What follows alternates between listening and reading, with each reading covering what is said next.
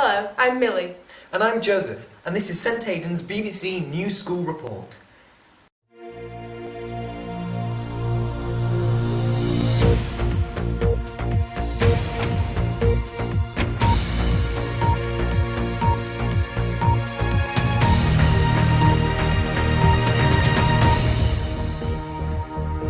So Joseph, this was my first news report day. I have to say it's been rather hectic.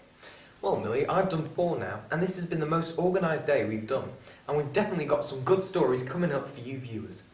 Yes, from shocking revelations about the amount of sugar that's actually in your food, to whether e-books are ruining reading. Have you noticed how the EU referendum is all over the papers and all over the news? But what exactly will it change for us in Britain? We sent Lydia and Lark to London to find out. David Cameron has delivered the goods early on in his second term as Prime Minister.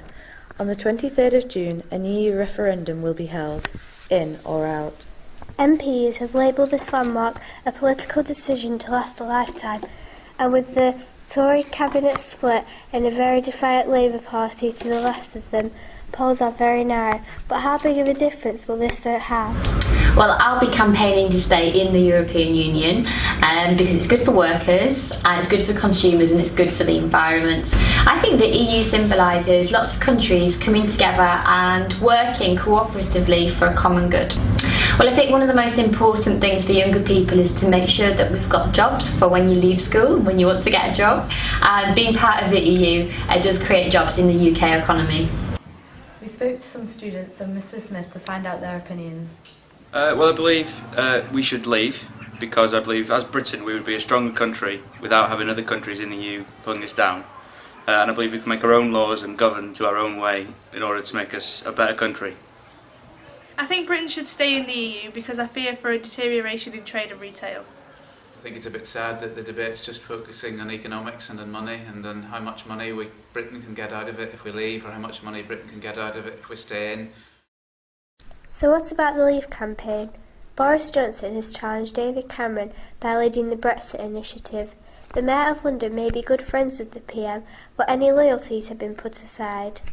Can Britain really be affected alone? Can Britain still survive without the support of the EU? Some people certainly think so. Boris Johnson said that the UK had a once-in-a-lifetime opportunity to make its own relationships with the other nations, and that staying in the EU was the risky option. Michael Gove, the former Education Secretary, said that leaving the EU would enable the UK to control the type of migrant who entered the country. The European Union was formed in 1993, and since then it has tripled. 28 countries, including the United Kingdom, share policies on several areas, but perhaps this will be the year that this cooperation is dismantled. Only time will tell, as a clear outcome remains to be seen. Back to Millie and Joseph in the studio. Let's see what happens on the 23rd of June. Next up, have you noticed that there are less bus services nowadays? This is because the government has cut funding from Lancashire County Council, and in turn Lancashire County Council has had to make drastic cuts to services such as buses, libraries, the youth service, and they've had to be closed down in all 12 districts from within Lancashire. Rebecca went to find out more, and about how these cuts will affect the people in Lancashire. A vital and busy transport link now set to disappear from Knott End. Lancashire County Council are having to make savings of £262 million by 2021, forcing uncomfortable debates of what should be cut and what needs to cost more, including raising council tax by 4%. But although right now as students we won't have to pay council tax, how will these cuts affect us? From the 3rd of April, Blackpool Transport 2C will run like normal every half an hour from Monday to Saturday. However, it will only run from Blackpool Town Centre to Poulton on Sundays. The 86 and 89 service run by Stagecoach will cease to exist from 3rd of April, meaning there are no more direct links to Fleetwood, Thornton or Cleavers from Knott End. However, the council made a U-turn in their decisions to cut the 89H service, which runs from Knott End through Pilling and into Lancaster. The service is now to be retained. we spoke to Kat Smith, our local MP. Well, obviously the cuts that councils are making are very much to be regretted, and they're not cuts that I'd have wanted to see being made. The reality of the situation is that Lancashire County Council's lost about half its budget, and Wyreborough Council, where your school is, will have lost 89% of its budget by 2019-20. These are absolutely huge cuts, so giving money to bus subsidies is going to be very, very difficult going forward. So how is this going to affect us? It will affect me because I need to get into town a lot, and I normally get the 2C bus basically every single day. Without being able to use the 86, it'll jeopardise my social life. The 86 is going to affect me really badly because it's going to stop me from getting over wire. But it's not just the buses that are being cut. They are also cutting over 40 libraries, and they are calling this closure unavoidable. And they are even having to restructure the Young People Service. On Thursday, 3rd of March 2016, members of the Youth Council from all 12 districts came together in Preston's County Hall to discuss the future of the Young People Service. We caught up with Wire Youth representative Tara to find out how she felt the consultation went. And the organisers should be doing more to ensure that everyone's voice is getting heard, because there are services that are extremely important, and I don't feel as if we're getting listened to. These budget cuts are not just happening in Knott End, they are happening all over Lancashire. And with more budget cuts to come, it is safe to say the future of Lancashire looks bleak. I'm Rebecca, reporting for BBC News School Report. Back to you in the studio. Thanks for that, Rebecca. It's good to hear that campaigning for things can work. But now, how many of you have lied on Facebook or exaggerated the truth about your weekend to try and make yourself seem more interesting? For our next story, Beth and Lizzie investigate how pressure online can force teenagers to lie and make themselves more exciting. The other week, Tarpley High School in Cheshire began a digital detox in which none of the students were allowed on any social media, YouTube or video games, in an attempt to see how long they could go before giving up. So how many of you use filters, change your lives and put on a front to impress the people you know? We decided to get our own scoop on this story to see how students at our school are affected by social media and if they felt pressured into being something they're not in their day-to-day life online. Here is what we found out. We sent out a survey to forms of our school and found out that the most used apps here at St Aidan's are Instagram and Snapchat, with a combined 498 students saying it is the one they use most frequently. The average student in our school alone spends over 4 hours on the internet or on social media. We spoke to Miss Boyce to see what she thought. I've seen both sides of the coin really, positive and negative. I've seen Facebook, Twitter used in a negative way where people are having arguments online and some cyberbullying has occurred. But I've also seen it as a positive where students have used it to help each other with projects or with homework. Sorry, I was just really enjoying this book. Recent studies have actually shown that e-books can improve reading, especially for children. Millie and Lauren have found out more. As more and more technology is being introduced, more substitutes for books are arriving. You can now read on a Kindle, an iPad and even a computer. Now thousands of people across the country have e-books. The real question is, e-books or paperbacks? We spoke to Irene Pitton at the National Literacy Trust, who undertook some research about e-books to find out more. At the National Literacy Trust, we're always looking for ways to encourage people to read. We run an annual literacy survey. It involves around 30,000 children in schools all across the UK. And since 2012, we've noticed that more and more children and young people have been telling us that they read more and they enjoy reading more using technology. The schools that signed up to the study offered ebooks to pupils for an average time period of about 4 months. And over this time, we were surprised to see that girls' reading progressed by an average of around 7 months and boys by an average of 8 months. In our school, we found out that 48% of our students have a device that they can read ebooks on. And over half of those questioned, a whopping 58% said that they wouldn't read it if they did. What about the opinion of an English teacher? We interviewed Miss Fuson, Head of English here at St Aidan's, to find out her thoughts. E-books, I think generally they're a very positive introduction in schools. Anything that gets young people reading more frequently and perhaps trying different genres of books through e-readers is definitely a positive thing. Definitely seen an increase in our school of e-readers being used, so it's all positive in my opinion. So overall, e-books seem to be a good idea, both in school and at home. But what do you think, Millie and Joseph? Personally, I prefer paperbacks. I feel like I like to be able to see how far I've read. What about you, Joseph? Personally, I prefer movies. You know, Netflix. Anyway, on the theme of technology, this term, Year 7s were introduced to the future technology coding, microbits. These tiny devices allow you to program, make apps, loads of different things. And Ben, Michael and Noah went to find out more. Microbits are the new computer for writing code or sharing your creations. They are being supplied by the BBC as they want to give the Year 7s the opportunity to code. The microbit is a handheld, fully programmable computer being given for free to every Year 7 nationwide. You can use your BBC microbit for all sorts of cool creations. From robots to musical instruments, the possibilities are endless. This little device has an awful lot of features, like 25 red LED lights that can flash messages. There are 2 programmable buttons that can be used to control games or pause and skip songs in a playlist.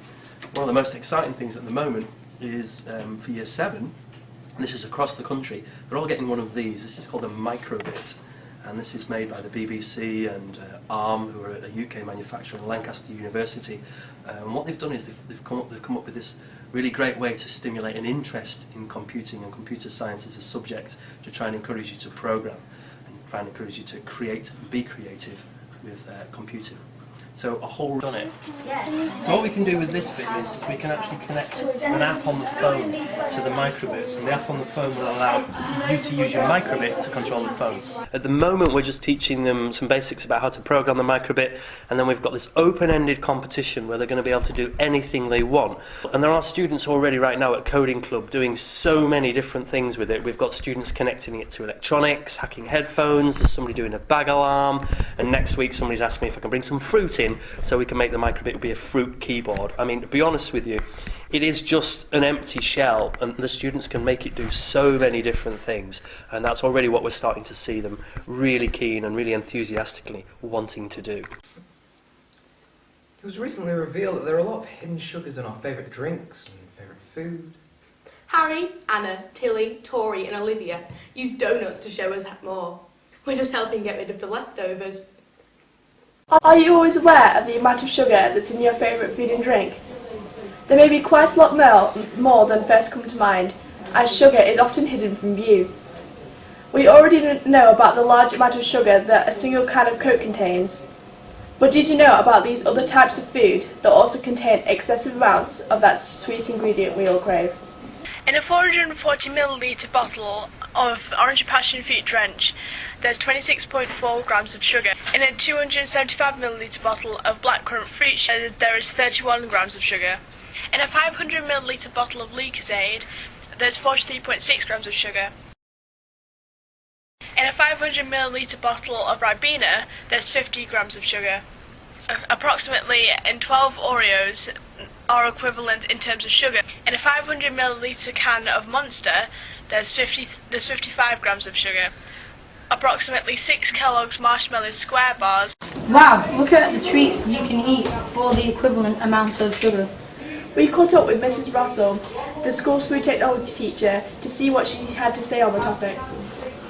What problems can eating and drinking too much sugar cause? Tooth decay, it can cause diabetes, general overweightness and obesity. What's the maximum amount of sugar we should have a day? Okay, adults should have about 90 grams of sugar a day. Children of your age, 11 years plus, should be having no more than 7 teaspoons of extra sugar a day, which scarily enough is the amount of sugar that you get in this one bottle of Drench juicy water.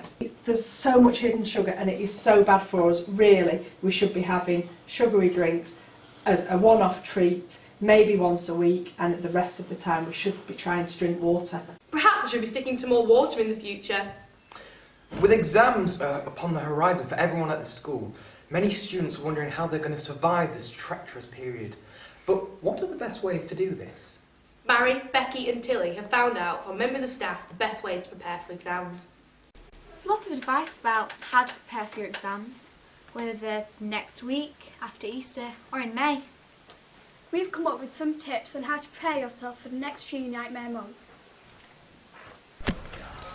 Last week, Year 11 had a whole day dedicated to learning how to revise for their personal development day. Mr. Tyson tells us a bit more about the techniques they learnt about. Year 11 had the privilege of having an outside company called Learning Performance in to deliver a number of sessions on revision techniques, one of which being mind maps and different memory techniques. The best way to prepare themselves for the exam would be to start early. They would also need to make sure that they have a revision timetable set out, they know when their exams are, and to give yourself regular breaks.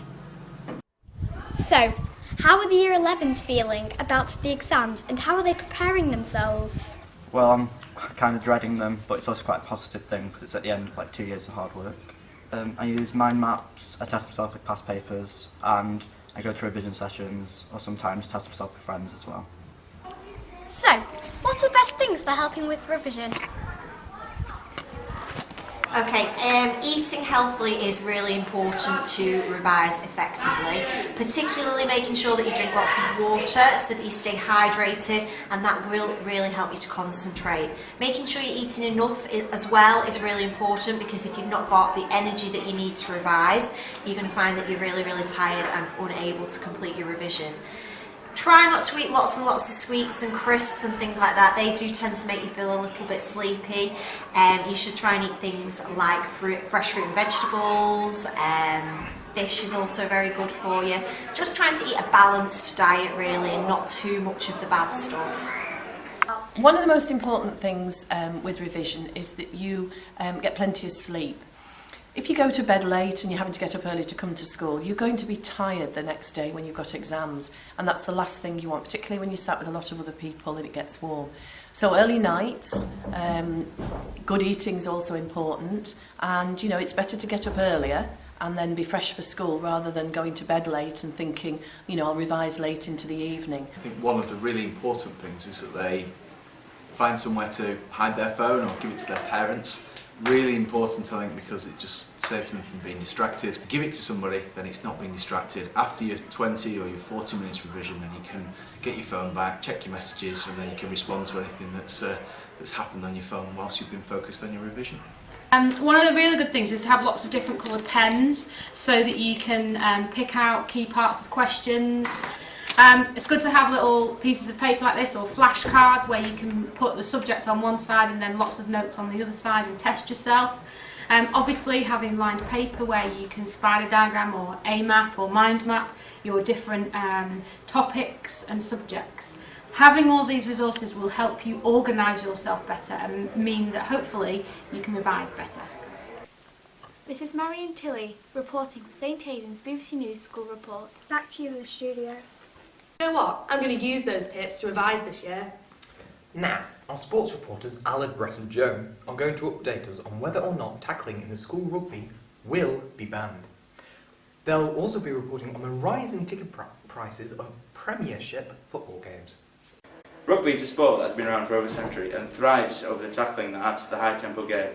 But there are several reports that have emerged about whether or not tackling in schools should be banned, as 2/3 of injuries caused in school rugby are due to tackles. Doctors have urged UK and Ireland schools to ban tackling in rugby and make it a non-contact sport in schools, in order to allow students a safer PE lesson inside school. Doctors say that the injuries that can be caused include concussion, fractures and dislocations, and if serious, school children can spend up to 7 whole days off school, which will eventually mean that the students' attendance can go down. Well, I don't think tackling in schools should be banned because it'll defeat the whole objective of the game of rugby in the first place, and it won't be rugby without tackling. Like, the kids need to be taught how to tackle properly by the teachers, and if they're not prepared to get injured, then they shouldn't be playing. We caught up with Mr Arfield to see what he thought of this matter. The key aspect for rugby is obviously the physical contact and being able to perform the skills within the challenge of physical contact. The RBS Six Nations is looking forward to the biggest game of the tournament this weekend with England versus Wales at Twickenham. Ireland entertain Italy at the Aviva Stadium, while Scotland face the French at Murrayfield. We are all looking forward to the action-packed weekend full of rugby. Here, Joseph, catch. Oh, good catch. Now it's time to move on to our final story. Is using knives and forks the key to human evolution? Scarlett, Holly and Charlotte went to find out more. How often do you use a knife and fork? Every meal time? Only a few times a week? Have you ever thought about the benefits of cutting up our food? Well, using table manners has impacted the human race and the evolution process enormously. Cutting up our food before we eat it has led to evolution and development of language. Harvard University has discovered that the reasons that human jaws and teeth have decreased in size is because humans use table manners when eating. Biology teacher Mrs. Grimmett told us what she thought about this report. With the rising increase of fast food restaurants, is there a possibility that if we stop using knives and forks, we will end up with the mouth features of the common ancestor to ourselves and the chimpanzee? It's difficult to say because species change all the time and humans change all the time, just very slowly. And it's possible that if our genes change, the shape of our mouth could change, and if we have to chew our food more because the pieces are bigger, then possibly we could get wider jaws. But equally, there are lots and lots of humans in the world who don't use knives and forks. So many cultures just eat with their fingers anyway, and there's no evidence that their mouths are changing that I'm aware of. So next time you don't use a knife and fork when eating, think about how much table manners have affected your life. I'm definitely going to carry on using knives and forks. I don't want to regress back to a chimpanzee. You're already a chimpanzee. What? Nothing. Sadly, that's it for today. We hope you've enjoyed our report. Joseph, how does it feel to do your very last school news report day? Well, after being part of this for 4 years now, it has been one of the most amazing times of my life. Livewire Media Club as a whole has been such an amazing experience. I cannot thank everyone from Ms Nisbet, who originally started it with Mr Ireland, with Miss Kolinsky and Miss Cross now. From the bottom of my heart, it has been one of the most amazing times I've ever had, and for all the opportunities from BBC News to actually going there in London and being able to edit everything, I wouldn't be where I am today without you, and it really warms my heart. Are you okay? So I'd just like to say thank you very much. So it's a goodbye from me. And a final farewell from me. Bye.